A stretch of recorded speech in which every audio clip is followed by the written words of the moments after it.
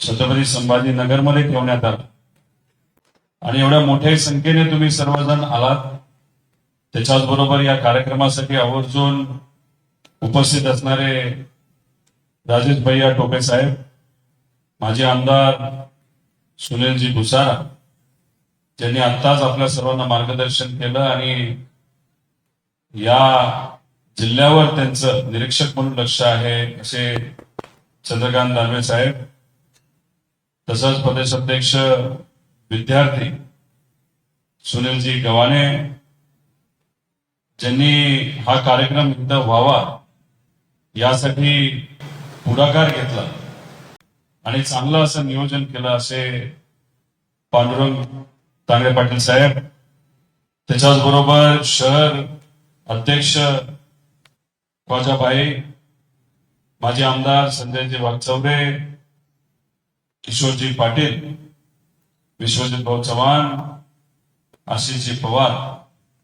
उपस्थित असणारे सर्वच मान्यवर पदाधिकारी, बरीच मोठी यादी, पण पुढे कार्यक्रम तसा थोडासा लांबला जाऊ शकतो, त्यामुळे सर्वच आदरणीय मान्यवर पदाधिकारी, सर्व सेल विभागाचे पदाधिकारी, कार्यकर्ते, पत्रकार, उपस्थित असणारे सर्वच बंधू आणि भगिनींनो, जेव्हा जेव्हा आपल्या या जिल्ह्यामध्ये आम्ही सर्वजण येतो, या ऑफिसमध्ये जेव्हा एखादा कार्यक्रम घेतला जातो तेव्हा मोठ्या संख्येने इथं लोक येतच असतात, कार्यकर्ते असतातच आणि अनेक अडचणी असताना सुद्धा तुम्ही एवढं प्रेमाने आदरणीय पवार साहेबांवर विश्वास ठेवून आपल्या या पार्टी बरोबर राहिला, त्यासाठी मी मनापासून आपल्या सर्वांचे तिथं आभार व्यक्त करतो। ही भूमी अतिशय पवित्र भूमी आहे। संतांचा विचार, साहित्यकारांचा विचार आणि आपल्या सर्वांमध्ये एक लढाऊ बाण आहे। जर कुठं अन्याय होत असेल तर या भूमीने त्या अन्यायाच्या विरोधात लढा लढलेला आहे। आपण सर्वजण सुद्धा आपल्या या पक्षामध्ये राहून शेतकरी, कष्टकरी, युवा, विद्यार्थी, महिला, वडीलधारी कोणावरही अन्याय झाला तर तुम्ही सर्वजण संघर्ष करता। लोकसभेच्या काळामध्ये वातावरण जबरदस्त होतं। आपल्या सर्वांची इच्छा होते की आपल्या पक्षाचा एखादा उमेदवार लोकसभेसाठी इथून उभा राहावा। त्यावेळेस आदरणीय पवार साहेबांनी निर्णय घेतला होता, एखादं सीट मिळालं त्यासाठी नक्कीच प्रयत्न करायचे, पण मित्र पक्षाने जर सांगितलं असेल, तर इच्छा व्यक्त केली असेल की नाही आम्हाला इथून आमचा एखादा खासदार बनवायचा असेल, नाही तर आम्हाला ते तिकीट पाहिजेच असेल, तर पवार साहेबांनी त्यावेळेस निर्णय असा घेतला होता की संविधान टिकवण्यासाठी, वाचवण्यासाठी शिवशाहू फुले आंबेडकरांचा विचार हा टिकला पाहिजे। त्यामुळे एखादं सीट कमी मिळालं तरी चालेल, पण महाविकास आघाडी म्हणून एकत्रित जर आपण लढलो तर यश हे नक्कीच आपल्या सर्वांना मिळेल। आणि त्या हेतूतून त्यावेळेस लोकसभेच्या काळामध्ये काही मतदारसंघामध्ये आपली ताकद असताना सुद्धा फक्त मित्र पक्षाला आणि विचाराला तिथं ताकद देण्यासाठी आणि आपली जास्तीत जास्त खासदार निवडून यावे आणि या देशातून भाजप हे हद्दपार झालं बाहेर, या हेतूतून आदरणीय पवार साहेबांनी काही ठिकाणी मित्र पक्षाला पुढे केलं आणि आपण तिथं माघार घेतला। त्यामुळे विचाराच्या लढाईमध्ये सारखं सारखं फ्रंट फुटवरच खेळलं पाहिजे असं नाही, कधी कधी विचार टिकवण्यासाठी बॅकफुटवर पण आपल्या तिथं जावं लागलं आणि त्यावेळेस त्या लोकसभेच्या वेळेस काही मतदारसंघामध्ये आपल्याला थोडंसं बॅकफुटवर यावं लागलं। तिथं आपण तिकीट न घेता आपण आपल्या मित्र पक्षाला पाठिंबा दिला, पण तो पाठिंबा देत असताना तुम्ही प्रामाणिकपणे विचाराचं काम केलं। पवार साहेबांकडून जो आदेश आला तो तुम्ही मान्य केला आणि ज्या पद्धतीने, जसं की आपलाच एखादा उमेदवार तिथं उमेदवारी करतोय, या हेतूतून तुम्ही मनापासून काम केलं आणि या देशामध्ये सगळ्यात जास्त जर भाजपच्या विरोधात कुठे खासदार आले असतील तर या पवित्र भूमीमध्ये म्हणजे या महाराष्ट्रामध्ये तुमच्या सर्वांमुळे तिथे आलेले आपण सगळ्यांनी। लोकसभेचं इलेक्शन झालं, आपण सर्वजण आनंदी झालो, खुश झालो, कार्यकर्त्यांपासून नेत्यांपर्यंत आपण कुठेतरी गृहीत धरलं होतं की विधानसभेमध्ये सुद्धा आपल्याला यश आल्याशिवाय राहणार नाही. पण जो दणदणीत पराभव हा भाजपच्या मित्र पक्षाचा तिथं झाला, जो काय अहंकार त्यांच्या मनामध्ये भरला होता, त्या अहंकाराचा घडा कुठेतरी तिथं फुटला आणि त्यांनी छोट्या छोट्या गोष्टींवर तिथं लक्ष दिलं आणि काही प्रमाणात आपण थोडस हवेत गेलो असावं, आपण लोकांना गृहीत धरलं. पण सत्तेत असणाऱ्या सर्व पक्षांनी काय केलं तर त्यांनी तिथं सत्तेचा पूर्णपणे वापर केला. गुंडांना जवळ केलं, पोलीस प्रशासनाचा वापर केला, आपले कार्यकर्ते जे पुढे सोशल मीडियावर ऍक्टिव्ह होते अशांना अडचणीत आणण्याचा त्यांनी तिथं प्रयत्न केला होता. सरकारी योजनेच्या मदतीने लाडकी बहीण योजना घ्या, आनंदाचा शिधा घ्या. मगाशी काही लोकांनी जो मुद्दा मांडला की काही ज्या कुठल्या ते जेवण कुठली थाळी, शिवभोजन थाळी, ती मोठ्या प्रमाणात दिली. जिथं पाहिजे तिथं पैसा सरकारचा या नेत्यांनी तिथं वापरला आणि त्याच्यामध्ये काही प्रमाणात लोकांना असं वाटलं की नाही बऱ्याच काही नवीन योजना आता आपल्याला मिळत आहेत. आमच्या लाडक्या बहिणींना तर याच्या आधी कधी असं सरकारकडनं 1500 रुपये कसे मिळाले नव्हते. आणि मग कुठेतरी ऍडव्हान्स मध्ये 4000, 4500, 3000, 6000 रुपये जेव्हा हातामध्ये आले तेव्हा महिलांना असं वाटलं आणि तिथं त्यांच्या परिवाराला असं वाटलं की नाही काहीतरी चांगली योजना आहे आणि उद्या जाऊन हे सरकार नक्कीच त्या योजनेमध्ये वाढ केल्याशिवाय राहणार नाही. पण आमच्या लाडक्या बहिणी विसरून गेल्या की आज 1500 रुपये सुद्धा आपल्याला का मोठे वाटायला लागले, कारण दुसऱ्या बाजूला नोकऱ्या आपल्याला नाही. आपले जे युवा आहेत, जे शिकले, ते तुम्ही शिकवले, त्यांना नोकऱ्या मिळत नाही. सोयाबीन शेतकरी, कपाशीचा शेतकरी, कुठलाही शेतकरी घ्या, आज तो अडचणीत आहे. त्याच्या मालाला तिथं पैसा मिळत नाही. आमचे मजूर जे शेतकऱ्याच्या शेतामध्ये कामाला जातात त्यांना तिथं पैसा मिळत नाही.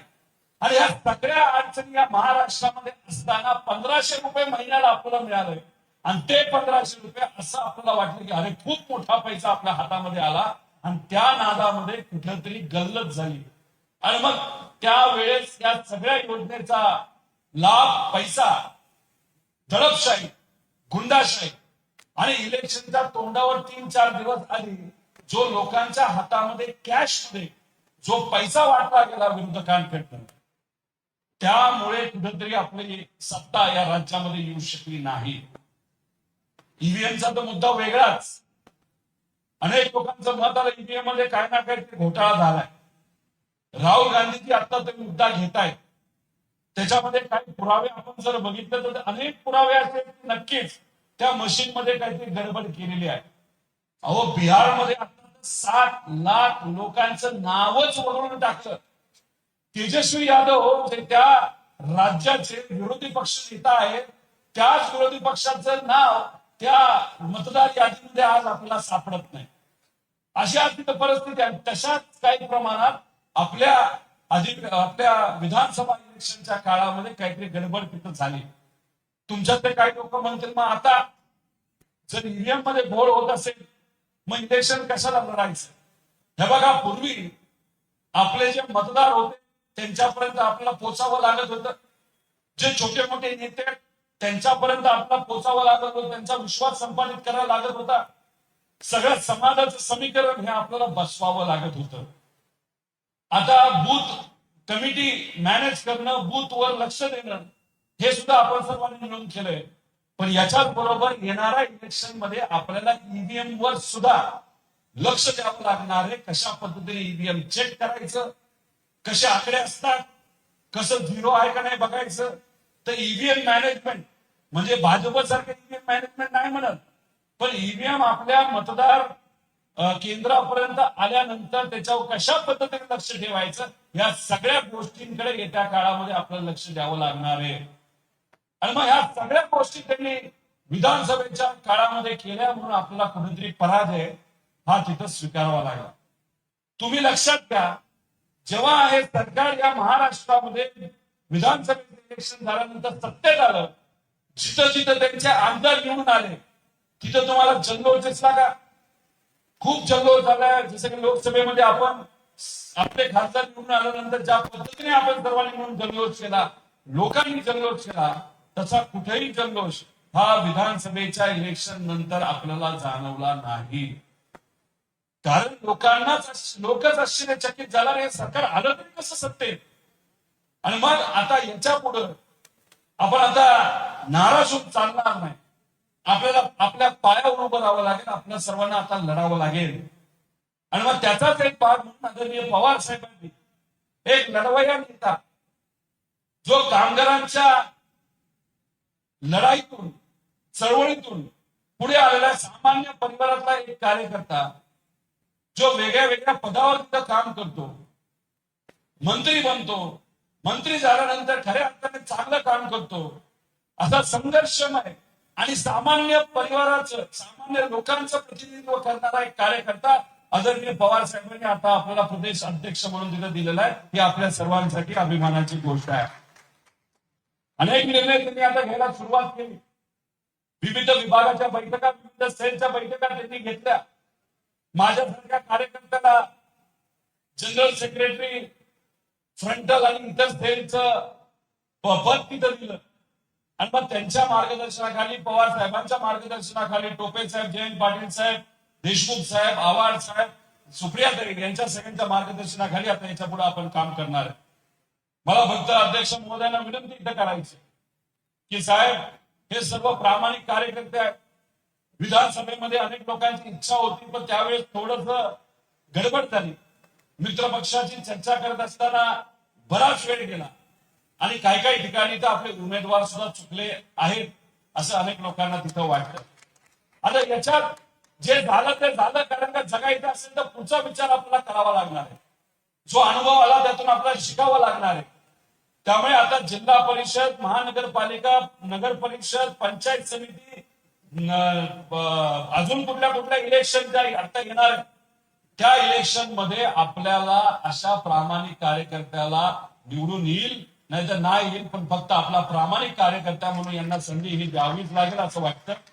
त्याच्याच बरोबर अध्यक्ष महोदयांनी असाही निर्णय घेतला, जे सर्व फ्रंटल सेल आणि जे इतर सेल आहेत याचे जे प्रमुख त्या जिल्ह्याचे असतील, तांबडे पाटील साहेब, तुम्हाला मगाशी अध्यक्ष महोदयांनी तिथे आदेश दिले की या सर्व सेलच्या लोकांना सुद्धा जेव्हा तुम्ही तिकीट देणार असाल, नाही तर उमेदवारी आपल्याला द्यायची चर्चा जेव्हा असेल, त्या ह्यांना सुद्धा आपल्याला विश्वासात घ्यावं लागेल. आणि तुम्ही जेव्हा विश्वासात घ्या तेव्हा ती जी यादी अध्यक्ष महोदयांकडे येईल, ती यादी तिथं ही फायनल केली जाईल. अनेक मान्यवर जे अनुभवी आहेत आणि पवार साहेबांबरोबर गेले 50 वर्षापासून आहेत, त्यांना सुद्धा विश्वासात आपल्या सर्वांना तिथे घ्यायचं आहे.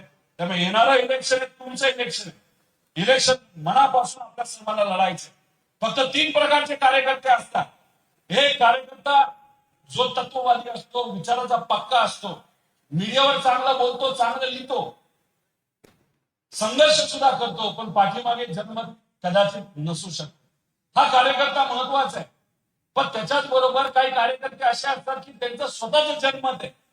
गावामध्ये त्यांना ओळखतात, पंचायत समिती परिसरामध्ये ओळखतात, सुखदुःखामध्ये हे सगळे कार्यकर्ते तिथे लोकात असतात. शहरामध्ये सुद्धा त्यांचं त्या प्रभागामध्ये, त्या वॉर्डामध्ये काहीतरी वजन असतं आणि त्याला जर पार्टीचं वजन मिळालं तर तो कार्यकर्ता 100% लोकप्रतिनिधी झाल्याशिवाय राहणार नाही. असे सुद्धा कार्यकर्ते तिथे असतात. आणि तिसरा कार्यकर्ता असतो, तो फक्त काय करतो, तो फोटो काढतो. तोही कार्यकर्ता महत्वाचा असतो. पण जर उद्या जाऊन काही लोकांना संधी द्यायची झाली तर पहिल्या कार्यकर्त्याला आणि शेवटच्या कार्यकर्त्याला लोकातून निवडून आणण्याची संधी आपल्याला देता येणार नाही. पण जो मधला कार्यकर्ता आहे, जो स्वतःच्या हिमतीवर स्वतःचा सुद्धा वोट बँक नाही तर स्वतःचा मतदार तिथं जपून ठेवतो, राखून ठेवतो, अशा व्यक्तीच्या पाठीमागे जो प्रामाणिक असेल, महिला असू द्या, पुरुष असू द्या, युवक असू द्या, विद्यार्थी असू द्या, कुठल्याही सेलचा, अल्पसंख्याक सेल कुठलाही सेल असू द्या, त्या कार्यकर्त्याच्या पाठीमागे भक्कमपणे अध्यक्ष महोदय, पवार साहेब सर्व नेते राहतीलच. हा सुद्धा कार्यकर्ता तिथे राहिला असा या या ठिकाणी शब्द देतो.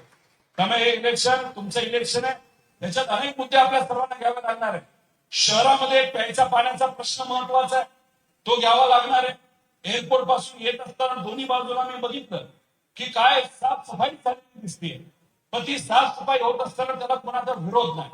पण जर कोणाचं घर तुम्ही काढत असाल, दुकान काढत असाल, ती स्वतःची जमीन असेल तर त्या व्यक्तीला योग्य पद्धतीचा मोबदला हा मिळाला पाहिजे. हा सुद्धा मुद्दा येत्या काळामध्ये आपल्या सर्वांना घ्यावा लागणार.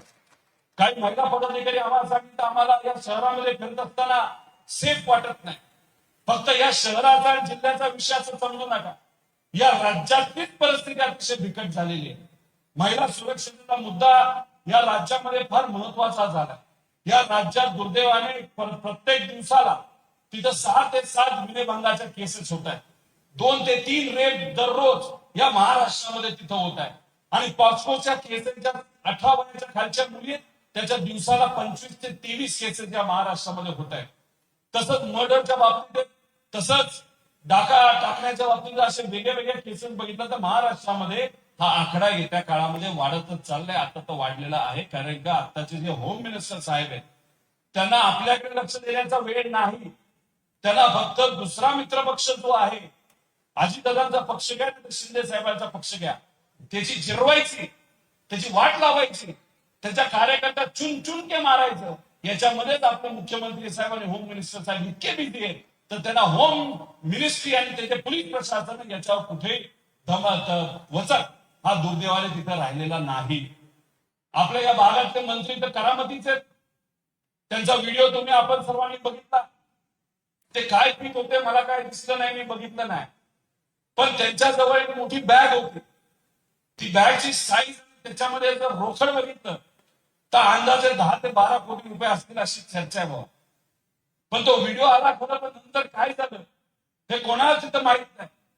आता त्यांची पार्श्वभूमी ही आपल्या सर्वांना माहिती आहे. आपण सर्वजण त्र्यंबकेश्वरला दर्शनाला जातो का नाही जात? पण इथं असणारे लोकप्रतिनिधी आणि मंत्री सुद्धा आहेत, त्र्यंबकेश्वरला जाऊन जमीन घेतात असं आम्हाला कळतंय. आणि ती जमीन आता विकायला सुद्धा आलेली आहे.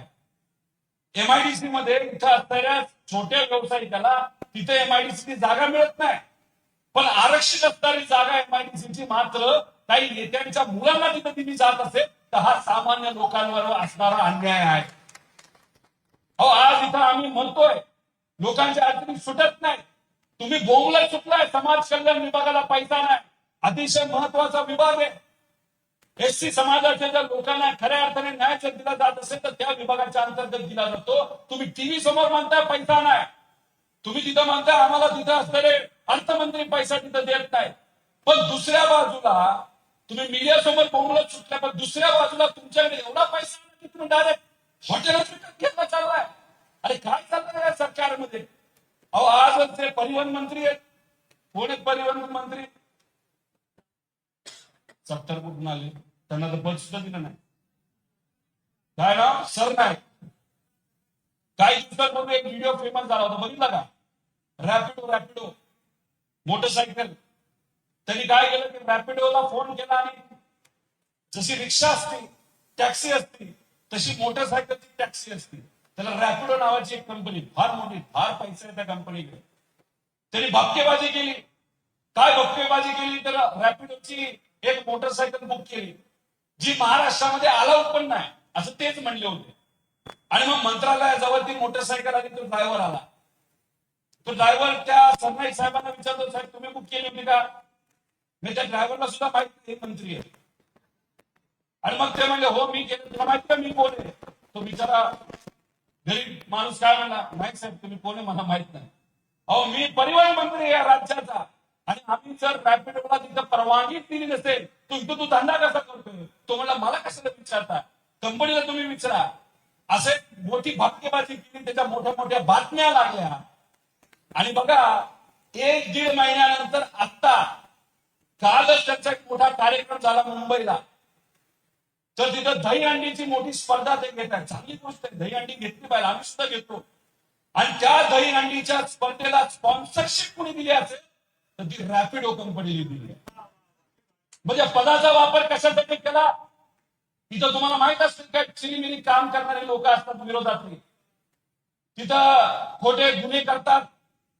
मग आपल्याला खोटा गुन्हा केला तर पोलीस स्टेशनला बोलवलं जातं आणि मांडवली होते. मग होते का नाही होत? तसं या कंपनीची मांडवली झाली असं आमचं सगळ्यांचं मत आहे. म्हणजे तुम्ही पदाचा वापर कशासाठी केला की तुमच्या एखाद्या इव्हेंटला 10 कोटीची स्पॉन्सरशिप मिळावी, म्हणून त्या रॅपिडो कंपनीला तुम्ही धमकी दिली आणि तुमच्या पदाचा गैरवापर करून तिथं तुम्ही तो पैसा व्यक्तिगत गोष्टीसाठी तिथं घेतला, हा आमचं म्हणणं आहे. आणि हे आमचं म्हणणं जे आहे त्याच्यावर जर सरकारमधल्या एखाद्या व्यक्तीला धाडस असेल तर आमच्या या प्रश्नाला उत्तर त्यांनी तिथं दिलं पाहिजे. तिथं एसटी कर्मचाऱ्यांना पगार वेळेवर मिळत नाही, पेन्शनचा पैसा तिथं मिळत नाही. आणि हे मात्र त्या ठिकाणी मोठे मोठे इव्हेंट घेतात आणि ज्या कंपनीला दाबलं जातं त्या कंपनीकडनं 10 कोटी रुपयाची तिथं स्पॉन्सरशिप घेतली जाते. हे अतिशय चुकीचं आहे. अशा पद्धतीने सर्व जे नेते त्यांच्या पदाचा तिथं वापर करतात. आज शेतकरी गरीब मरतोय, आत्महत्या करतोय. दिवसाला 8 शेतकरी आज आत्महत्या करतात या राज्यामध्ये.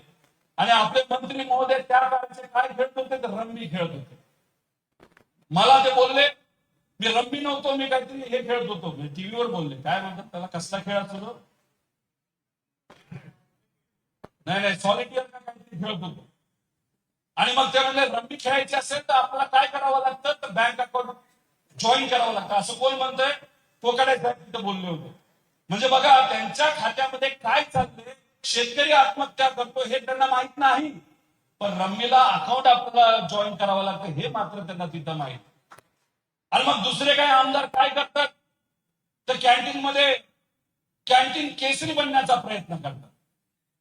माझी जे इथे खासदार आहेत त्यांच्या नावाने बॉन्ड लिहून दिला एका व्यक्तीने. काय बॉन्ड, ह्याला मी मागणार. म्हणजे बघा या राज्यामध्ये सामान्य लोकांचं सरकार आहे का, त्यांना काय घेणं देणं पडलं नाही आपलं. त्यांना फक्त काय पडलं तर स्वतःच तिथं घेणं देणं पडलंय. आणि अशा पद्धतीने हे जर इथं काम करत असतील तर त्याचा विरोध हा आपल्या सर्वांना तिथं करावाच लागेल. त्याच्याबरोबर इथे माजी मंत्री वाघचौरे साहेब आहेत, कुठे काय हो त्यांचं नाव, तुमचे माजी आमदार, त्यांचं बोर्ड झालंय संदीपान काय फास्ट आहे. इथं लोकांना जर कुठेतरी रेव्हेन्यू डिपार्टमेंट नाही तर आपल्या महसूल विभागाकडे जर काही पाणंद रस्ते करायचे असेल, रस्ता मोकळा करायचा असेल, तर छोटं मोठं काम असेल तर तुम्हाला 10 वेळा जावं लागतं का नाही, बरोबर का नाही. तहसीलदारकडे 10 वेळा जा, कलेक्टरकडे 10 वेळा जा, आमचं काम आहे, गरीबाचं काम आहे, आम्हाला करून द्या. शहरामध्ये एखादा विषय असतो, कुणी ते अतिक्रमण केलेलं असतं, ते काढून आपल्या जमिनीचं अतिक्रमण काढायला 10-20 वेळा जावं लागतं का नाही. पण या भुमरे साहेबांचा दारूचा कुठला तरी ग्रामीण शहर का शहर तो ग्रामीण असं काहीतरी लायसन्स करायचं होतं. किती दिवसात झालं, 6 तासात झालं. आणि रेकॉर्डच बघा त्यांचं, मला माहित नाही कसं झालं, कदाचित तुम्हाला ते माहित असेल. मंत्री महोदयाची प्रॉपर्टी किती हे मला माहित नाही, दुकानं मात्र किती हे माहिती आहे. 16 दुकानं आहे. पण त्यांचे जे ड्रायव्हर आहेत ते मात्र या जगातले सगळ्यात श्रीमंत ड्रायव्हर नक्कीच तिथं असते. 160 कोटीची प्रॉपर्टी ड्रायव्हरला मिळाली. वारे पट्ट्या, आम्ही काय गप्प बसणार की, आम्ही बघणार ती प्रॉपर्टी तुम्ही तुमच्या नावाने कधी करताय. म्हणजे हे अशा गोष्टी चालल्या. म्हणजे आपण बसलोय बोंबलत की आमचं हे काम होत नाही, ते काम होत नाही, इथं हे होते, अत्याचार होतात, हे होते. पण ह्यांचं काय चाललंय, त्यांची मस्ती तिथं चालू आहे. त्यामुळे ह्या सर्व विषयांकडे लक्ष देण्याची जरूरत आहे. त्याच्याच बरोबर मला आपल्या सर्वांना सांगायचं, हे येत्या काळामध्ये जातीमध्ये आणि धर्माधर्मामध्ये तेढ निर्माण करण्याचा प्रयत्न करतील. पण मी आपल्या सर्वांना विचारतो, हे हिंदुत्वाबद्दल तिथं बोलतात, पण आपण सर्वजण काय जपणारे लोक आहोत तर आपण हिंदू संस्कृती जपणारे लोक आहोत. हिंदुत्व गेल्या 50-60 वर्षाचा विषय आहे, पण हिंदू संस्कृती हजारो वर्षापूर्वीपासून आहे. संतांचा विचार म्हणजे ती आपली हिंदू संस्कृती, आणि संतांचा विचार आणि हिंदू संस्कृती आपल्याला काय सांगते, सर्व समाजाला एकत्रित घेऊन चला. एकता, समानता, बंधुभाव ही जपण्याची आणि माणुसकी जपण्याची जबाबदारी आपल्याला हिंदू संस्कृतीने दिलेली आहे. त्यामुळे जात धर्म न बघता सगळ्यांना एकत्रित घेऊन जा. माणुसकीवर जर अडचण आली तर नक्कीच तिथं एकत्रित उभा राहावा. जसं की आपल्या कोल्हापूरला झालं, परंपरेवर आघात झाला, जैन समाजाची लोक एकत्रित आले, पण जैन समाजाचे लोक आपला परंपरा टिकवण्यासाठी एकत्रित आले होते. गजलक्ष्मी जी त्यांची आहे, जी हत्ती आहे, त्याला काही लोकांनी त्या कोर्टच्या केसच्या माध्यमातून जिंकून ते गुजरातला घेऊन चालले होते. पण तिथे असताना जैन समाज एकत्र आला आणि जैन समाजाला पाठिंबा इतर समाजाने दिला. त्याच्यामध्ये मुस्लिम समाज सुद्धा होता, सर्व हिंदू समाजाचे लोक होते, आणि कोल्हापूरमध्ये सर्व लोक एकत्रित येऊन जो अन्याय होता त्या अन्यायाच्या विरोधात एकत्रित आले. म्हणून त्यांचा तिथं विजय हा कोल्हापूरला झालेला आहे. हे सर्व लोक एकत्रित आले आणि हे हिंदुत्वाचा मुद्दा घेतात. अहो 8 शेतकरी दिवसाला जर आत्महत्या करत असतील, त्या 8 पैकी 7 जे शेतकरी आहेत ते हिंदू शेतकरी आहेत. आज जे आमच्या माता भगिनीवर रेप होतात नाही तर त्यांच्यावर अन्याय होतात, त्याच्यामध्ये सुद्धा 70 ते 80% महिला या हिंदू समाजाच्या आहेत आणि त्यांच्यावर सुद्धा आज जर अत्याचार होत असतील तर काय तुम्ही जे म्हणता हिंदू खतरे में आहे, कशासाठी? इथं फक्त मत मागण्यासाठी. पण खऱ्या अर्थाने इथं असणारे सर्व समाज अडचणीत आहेत, त्याच्यावर कोण लक्ष देणार आहे? आज अनेक मुलं डिग्री घेऊन बसले, 6 वर्ष झाली डिग्री घेतली पण नोकऱ्या मिळत नाहीत. मग त्याच्यामध्ये हिंदू नाही?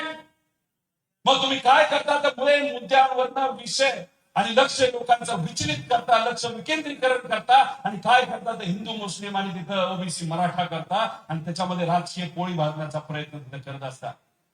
संतोष देशमुखांना न्याय मिळावा यासाठी सर्व समाजाचे लोक एकत्रित आले. महादेव मुंडेचा मुद्दा 2 वर्ष प्रलंबित होता. मग त्यांची जी ज्ञानेश्वरीताई मुंडे आहेत त्यांनी तो मुद्दा पुढे आणला. एसपीची बैठक करण्यासाठी त्या महिलेला तिथं आत्मदहन करण्याचा प्रयत्न करावा लागला, तरी एसपीने त्यांना तिथं वेळ दिला नव्हता. मग लोकांनी तो मुद्दा हातात घेतला. आम्ही सर्वजण तिथं गेलो. 2 वर्ष ज्या त्या विषयावर लक्ष दिलं गेलं नव्हतं, पण तुम्ही आपण सर्वांनी विषय हातात घेतल्यामध्ये आमच्या ज्ञानेश्वरीताई मुंडेंनी तो विषय हातामध्ये घेतला आणि संघर्ष करण्याची भूमिका घेतली. आपण गेल्यानंतर दुसऱ्या दिवशी लगेचच त्यांना सीएम साहेबांचा फोन येतो, बोलवलं जातं. आजपर्यंत कधी बोललं गेलं नव्हतं, त्यांना बोलवलं जातं आणि जी त्यांची मागणी होती की कुमावत साहेबांना तिथं एसआयटी मध्ये घेण्यात यावं, तर संतोष साबळेला तिथं घेण्यात यावं आणि न्याय मिळावा. दुसऱ्या दिवशी त्यांना बोलवलं जातं, बैठक होती, ज्या मागण्या त्या मान्य केल्या जातात. तिसऱ्या दिवशी 4 गुन्हेगार तिथं कैद केले जातात. मग 2 वर्ष तुम्ही काय करत होता? महादेव मुंडे का हिंदू नव्हता का? हा ओबीसी नव्हता? विधानसभेमध्ये तुम्ही ओबीसी मराठा करून तिथं मतदान घेतलं, लोकांना धूळफेक केली, त्यांना फसवलं, त्याच्या फक्त तिथं भावनिक राजकारण केलं. तर ह्या सगळ्या गोष्टी आपल्या सर्वांना तिथे ध्यानात ठेवाव्या लागतील. आपलं भविष्य जर सुकृत करावं लागेल तर आपल्या सगळ्या समाजाचा माणुसकीचा विचार तिथं करावा लागेल. आमच्या युवांना नोकऱ्या द्यावा लागेल. आमच्या माता भगिनी कुठल्याही समाजाच्या असल्या त्या सुखरूप त्यांना वाटलं पाहिजे, त्यांना कायदा व सुव्यवस्था ही चांगलीच या राज्यामध्ये राहिली पाहिजे. सगळ्या विषयांसाठी, नोकरी देण्यासाठी, शेतकऱ्यांसाठी, कष्ट करण्यासाठी, सर्व लोकांसाठी, सर्व समाजाच्या लोकांसाठी त्यांना न्याय देण्यासाठी येत्या काळामध्ये आपल्या सर्वांना लढावं लागेल. एवढं तिथं आपल्या सर्वांना सांगतो. शहरातलं इलेक्शन, ग्रामीण भागातलं इलेक्शन एकत्रित बसून तुम्ही निर्णय तिथं घ्या आणि ज्या सामान्य लोकांचे प्रश्न या शहरामध्ये या जिल्ह्यामध्ये जे प्रलंबित आहेत त्यासाठी तुम्ही फक्त एकत्रित या. आणि जर कुठला पोलीस अधिकारी नाही तर कुठलाही अधिकारी जर गरिबाचे मुद्दे तुम्ही घेऊन गेल्यानंतर तुम्हाला मोठ्या आवाजामध्ये त्या ठिकाणी बोलत असेल तर त्या अधिकाऱ्याला काय सांगायचं? काय सांगायचं? कारण का कोणाचा आवाज वाढला पाहिजे? तो फक्त सामान्य लोकांचा आवाज आणि मराठी माणसांचा आवाज हा वाढला पाहिजे. आणि येत्या काळामध्ये मराठी आणि अमराठी हा मुद्दा सुद्धा तिथं करणार आहे. का मुंबईचं आणि बिहारचं इलेक्शन आहे, तिथं दुबे माहिती का तुम्हाला? खासदार शशिकांत दुबे काय बोलला होता मराठी माणसांबद्दल, मराठी भाषेबद्दल? अतिशय खालच्या लेवलला जाऊन बोलला होता. तुम्ही आपण सर्वांनी आपल्या नेत्यांनी त्या गोष्टीचा विरोध केला. पण देवेंद्र फडणवीस साहेब काय म्हणतात की त्यांचं स्वागत करू, त्यांना पोलीस प्रोटेक्शन देऊ. म्हणजे गरीबाला तर पोलीस प्रोटेक्शन नाहीच, पण दुबईला आम्ही पोलीस प्रोटेक्शन देऊ का? कारण कदाचित आता देवेंद्र फडणवीस साहेबांना महाराष्ट्र सोडून दिल्लीला जायचं वेळ लागलेला आहे आणि म्हणून प्रत्येक खासदाराला आपलंसं करण्याचा प्रयत्न हा त्यांच्याकडनं केला जातो. आणि मित्र पक्ष जे त्यांचे आहेत त्यांच्याबद्दल अजिबात तुम्ही काळजी करू नका. एकनाथ शिंदे साहेब दिल्ली आणि साताराला का जातात माहिती? कारण का ऑल इज नॉट वेल. लय ताण आलाय त्यांच्यावर. ताण कसा आहे? सुप्रीम कोर्टाच्या माध्यमातून कदाचित एक असा निर्णय घेतला जाणार आहे या दोन्ही पक्षाच्या बाबतीत की गजाड हे आपल्याला मिळू शकतं आणि धनुष्यबाण उद्धव ठाकरेंना त्या ठिकाणी मिळू शकतो. आणि त्यांच्याकडे फक्त 2 पर्याय राहणार त्या दोन्ही मोठ्या नेत्यांकडे की भाजपमध्ये विलीन व्हायचं, नाही तर परत एकदा इलेक्शन पुढच्या एका महिन्यामध्ये त्या 100 जागेचं घ्यायचं जिथं एकनाथ शिंदे साहेब आणि अजितदादांचे आमदार आहेत. 2च पर्याय त्यांच्या समोर आहे. म्हणून टेन्शन मध्ये ते आलेले. तुम्हीच अभ्यास करा. जिथं भाजपचा आमदार आहे तिथं एकनाथ शिंदे साहेब उमेदवार घेतात का नाही घेत? जालन्यामध्ये कोण होतं त्यांचं? आता कोण निवडून आले तिथं? खोतकर. खोतकर कोण उभं होतं? मग ते कुठल्या पक्षाचे होते, आता कुठल्या पक्षात गेले? मग आता तिथं जर तुम्ही मित्र पक्षाचा धर्म पाळणार असाल तर तिथं तुम्ही कॉम्पिटिशन का तयार करताय? 2 महिन्यामध्ये कदाचित इलेक्शन लागू शकतं आणि फक्त भाजपला काय पाहिजे तर 12 आमदार पाहिजे. 12 आमदार आले तर पूर्णपणे भाजपचे तिथं मंत्रीपद तिथं असणार आणि ह्या दोन्ही लोकांकडे जायची सुद्धा त्या ठिकाणी त्यांना अडचण होईल अशी परिस्थिती येत्या काळामध्ये होणार आहे. त्यामुळे उद्या जाऊन काय होईल हे सांगता येणार नाही. पण आपण सर्वजण निष्ठावंत आहोत, आपण विचाराचे पक्के आहोत, आपण जिथं आहोत तिथं राहिलो. 2029 खासदारकीने आमदारकी हे आपली असणारे सरकार या राज्यामध्ये आपल्याशिवाय आल्याशिवाय राहणार नाही. तुमच्या अडचणीत आमच्या अडचणीत आमच्यावर मोठ्या लेवलला त्या ठिकाणी विषय चालले, ईडी पासून सगळ्या गोष्टी चालल्या. त्यामुळे अजिबात घाबरायचं नाही, काय करायचे करा, पण आंदोलनाची तयारी तुम्हाला सर्वांना ठेवावं लागेल. आता हे लोकांचे विषय घेऊन ऑगस्ट एंडला जर तुम्ही मोठं आंदोलन तिथं उभं केलं तिथं आम्ही सर्वजण असो आणि तुमच्यातल्या कुठल्याही कार्यकर्त्यावर जर सरकारकडनं कारवाई केली गेली तर 24 तासामध्ये आमच्या नेत्यांपैकी कुणी ना कुणीतरी तुमच्या बरोबर त्या पोलीस स्टेशनला असणार म्हणून असतात. एवढंच या ठिकाणी आपल्या सर्वांना सांगतो आणि मोठ्या आवाजाने मला सांगा की लढायचंय का, नक्की का? आता देशमुख भाऊ आले, त्यांचे प्रवेश आज इथं होणार आहे, त्यांचं मी स्वागत तिथं करतो. त्यांच्या मदतीने अनेक कार्यकर्ते आले, त्यांचंही स्वागत, तुमचं सर्वांचं स्वागत आणि जोरात पवार साहेब आप आगे बढो. छत्रपती संभाजीनगर औरंगाबाद या भागाचा आवाज लय मोठा असं मी ऐकलो होतो.